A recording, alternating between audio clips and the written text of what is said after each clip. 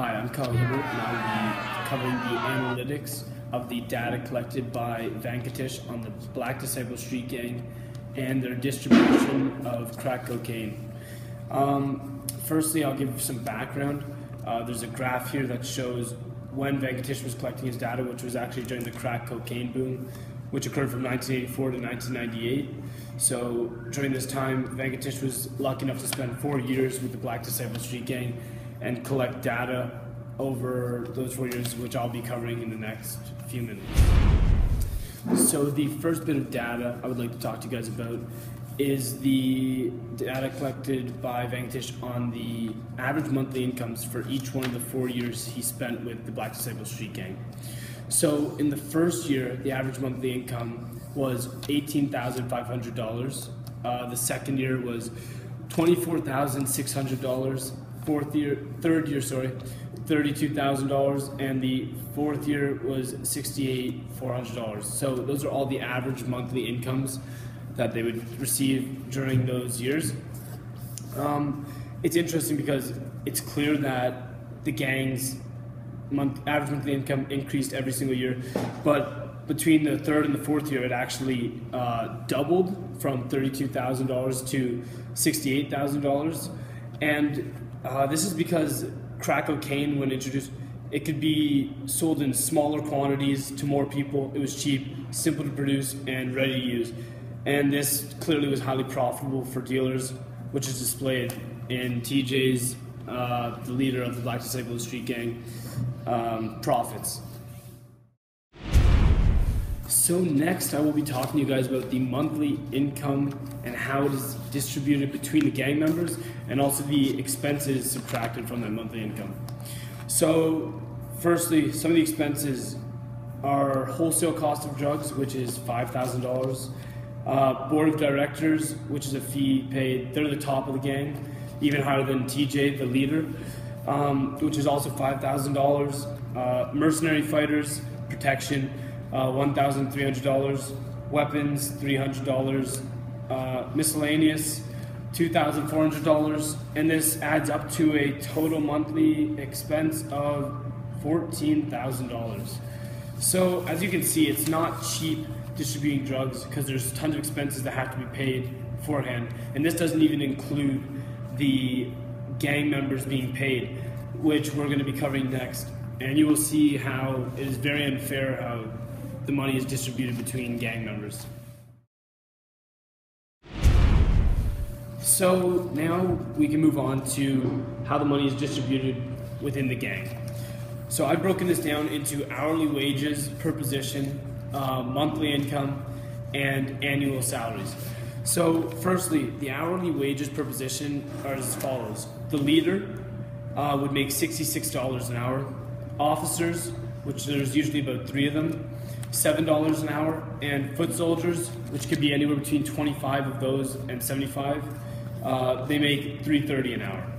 So when looking at this, it's kind of ridiculous because the foot soldiers make 20 times less than the leader, while the officers make almost 10 times less than the leader. And the funny part is they're on the street, they're the ones in the most danger, which we'll talk about later. But it's also interesting when you look at it because the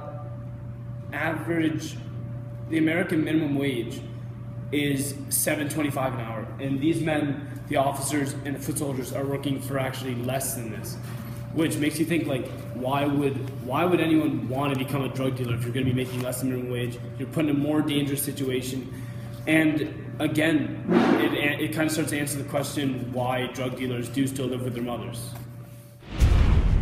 Moving on, I will be looking at the monthly revenues per position within the gang. So first off, there is the combined monthly wages for the officers, which there's 3 of, and that is $2,100. Combined monthly wages paid to all foot soldiers, $7,400, and the leader, who makes $8,500 a month. So when taking a better look at this, $2,100 split up, say it's evenly between all three officers. That's only $700 a month. And then you look at the foot soldiers, which is the even worst case scenario, there could be 25 to 75 at a time, anywhere in between that. So looking at the smallest amount of foot soldiers, there could be 25. If you divide $7,400 up between 25 men, that's only $296 a month. And then if you divide it up between 75 men, it's only $98.66 a month. And both of those wages are clearly not enough for someone to provide for themselves or family. And even the $700 a month an officer would make, $700 is not enough to provide for oneself or let alone a family, assuming that some of them have them.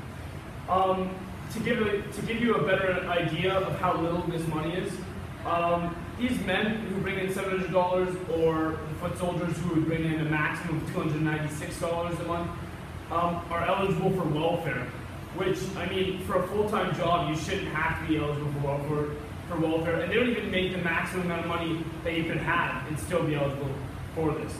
Because you could bring in $2,250 a month and still be eligible. So that just shows you and gives you a perspective of how little this money is. Now taking a quick look at the annual salaries of each of the members of the gang.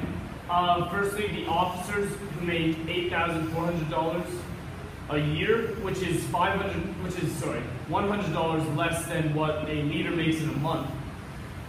Then there's the leaders who make $102,000 per year, and the board of directors, which make $500,000 a year.